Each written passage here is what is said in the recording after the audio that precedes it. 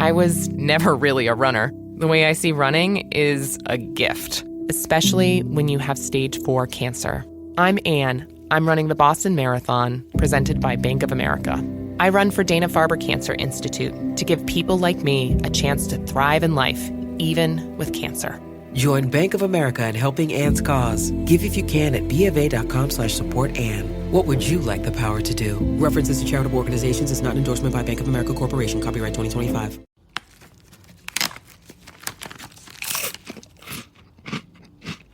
Uh-oh. The last cookie. You can get a new box of cookies in as fast as an hour with Walmart Express Delivery. Are you my guilty self-conscience? No, I'm the voice offering you promo code EXPRESS for free delivery on your first order. Hey, who ate my cookies?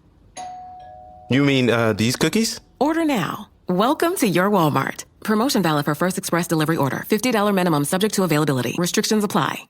Hi, and welcome to the 10-Minute Food Truck Training Podcast. My name is Bill Moore. I'm the founder of the Food Truck Training Group on Facebook. Co-owner with my beautiful wife, Melissa, of our own food truck. It's called Food Truck 101. And I'm the Executive Director of the National Street Food Vendors Association, which is a nonprofit dedicated to education, advocacy, and uplifting all food vendors. Today, we're going to be talking about doing things legally and doing things smart. Hopefully, the two things go hand in hand. We'll start out by sharing a little story that happened to me a long time ago, back when I was a crew person working at Rack's Restaurant. I was dating a girl at the time that lived at home with her mother. Her mother was on Social Security, and they had very little money. She worked for us at Rack's, and we were dating, and she wanted to buy a car because she lived a long way from the restaurant, a real long way. And no one lived nearby that could give her a ride into work. And even for me, it was pretty far out of the way. And my schedule didn't always allow me to go pick her up and take her to work. So she bought a car. She bought a Malibu, if I recall correctly, a maroon Malibu. It was a very pretty car. The problem was she didn't have any insurance. So we were just talking, and I said, hey, I'll just put you on my insurance. It's easy. Put the name, get your ID and all that kind of stuff. Add you to my insurance, no big deal. I was being a nice guy. Now, we were not living together. We were not married. But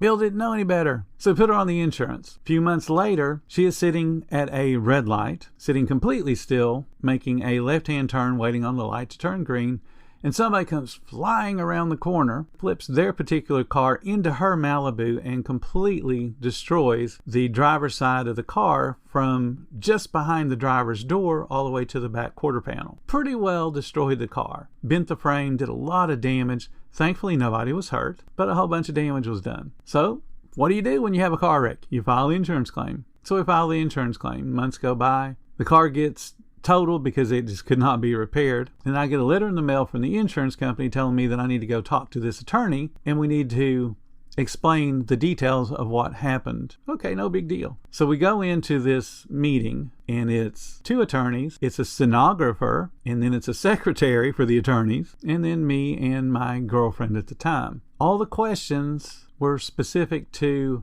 the accident. Okay, easy enough. Now, I wasn't in the accident.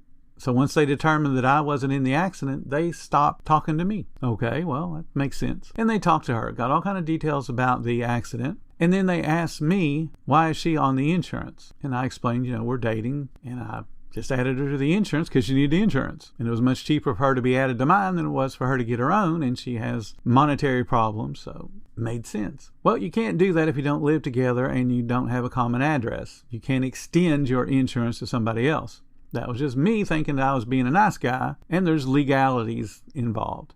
So the bottom line was they threatened us with insurance fraud. Of course, nothing ever came of it because, well, we're young, we're dumb, and y'all ain't paying anyway. So they didn't pay for the car. The other person was at fault, so there was no damages that would have to be paid to him because we were stationary. She was stationary. She wasn't moving. And the guy rounded the corner way too quick, lost control of his car, and crashed into a sitting vehicle. So there was no liability. Could have been, but there wasn't. So monetarily, nothing came out of that other than very hard learned lesson. So from that point forward, I always made sure that I understood anything to deal with legalities, anything to deal with taxes. I made 100% sure I did not mess up. So when I see those questions in our Facebook group, I'm going to answer them to the best of my ability, and usually I will end them with, check with your local authorities so that you can get the best advice for your financial situation. So yesterday we had a question come up. I have an LLC and I would like to have multiple businesses under that LLC. Is that possible? The answer is yes, it's possible. What you do is you file a doing business as. It's a piece of paperwork that establishes with the local government that this business, whatever it's named, is associated with another entity. So, for example, Bill has a food business. It's called Bill's Umbrella Corporation. Underneath that umbrella corporation, I have Bill's Burgers, Bill's Hot Dogs, Bill's Cotton Candy, Bill's Lemonade. 4 different businesses. All 4 of them need a doing business as to explain why they're associated with Bill's Umbrella Corporation. Because here's what happens. You go and set up without filing the paperwork that connects one business to the main business, the LLC. Because what you're going to do is you want to get the least amount of insurance possible that still covers all the businesses.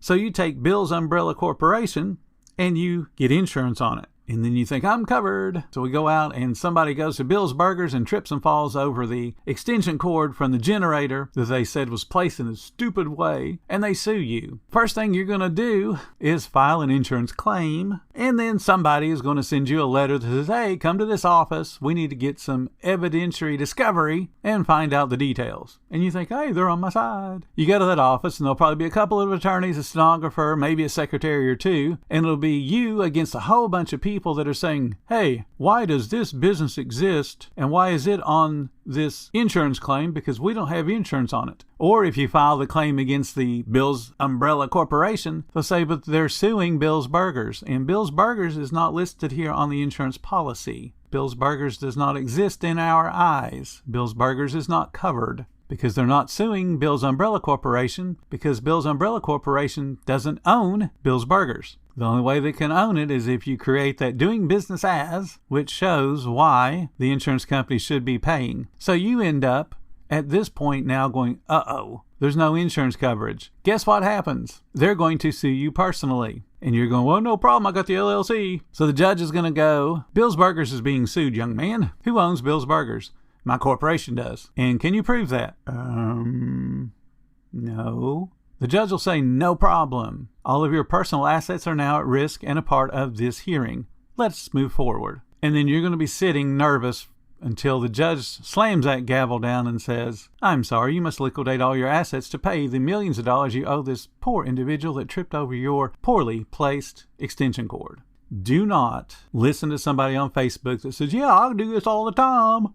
I've got this and this and this, and it's all under my corporation. If there's no paper trail, this is your word. They don't care what your word is. What they care about is what they can prove. How do you prove something? Have paper. So you can have that LLC. It can have 100 different companies under it. The Burger King franchise that I worked for, it was called Gold Co. Inc. Gold Co. Inc. And we had at one point 120 franchises underneath us. Every single one of those franchises had a different name because they're all Burger King and then the store number. And guess what? Every one of them had a doing business as that associated that Burger King franchise that was located in Shalimar, Florida, with the home office in Dothan, Alabama. Doing business as. So it's Gold Co. Inc. Doing business as Burger King number. And I can't think of what Shalimar's number was now. Melissa's going to yell at me because we both had that one at one point. But that's how it works. So when somebody asks that question on my Facebook group and then gets told, you don't need it. You don't need that DBA stuff. Well, I'm sorry. You do need that DBA stuff.